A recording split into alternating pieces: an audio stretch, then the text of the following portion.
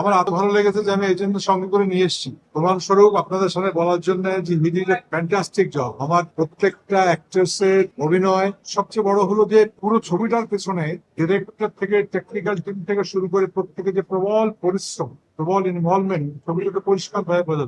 I am really self to this actor Imran Noor, Ajiba Tushi সহ। এমনকি যে মেয়েটি যে গরু নিয়ে একটা টানাটানি হয়, তখন ওই মেয়েটির যে চোখ, অনেকে এটার অ্যাডভান্স রিয়াকশন দিচ্ছেন যে এটা মাথার উপর দিয়ে যায়, আমি মনে হয় এটা ইচ্ছা করে দেওয়া হয়েছে।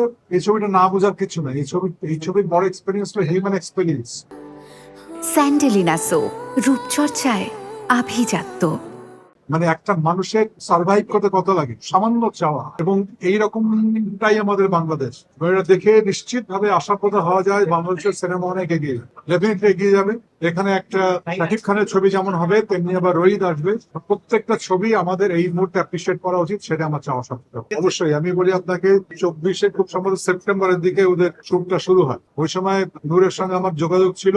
ওর বেশ কিছুদিন গিয়ে শুধু জমিতে হাল চষতে হয়েছে এবং গরু ছাগল নিয়ে চলাচল করতে হয়েছে। আপনি যদি চরিত্রের সঙ্গে যে জায়গায় আমরা থাকি সেখানে যদি আমরা না ঢুকি, না মিশি, তাহলে আমার শরীরের সমস্ত রক্তবিন্দুতে যে অনুভব করে ওইটা হয়ে ওঠে। দিস ইজ ভেরি ইম্পর্টেন্ট যে আমরা ওই জায়গায় বিলং করো, এই পরিশ্রমটা করো। এই পরিশ্রমটার ঝলক রোহিত ছবিতে প্রচন্ড ভাবে পাওয়া যায়। সুতরাং এটা একটা ইনভলভমেন্ট ইজ খুব জরুরি বিষয়।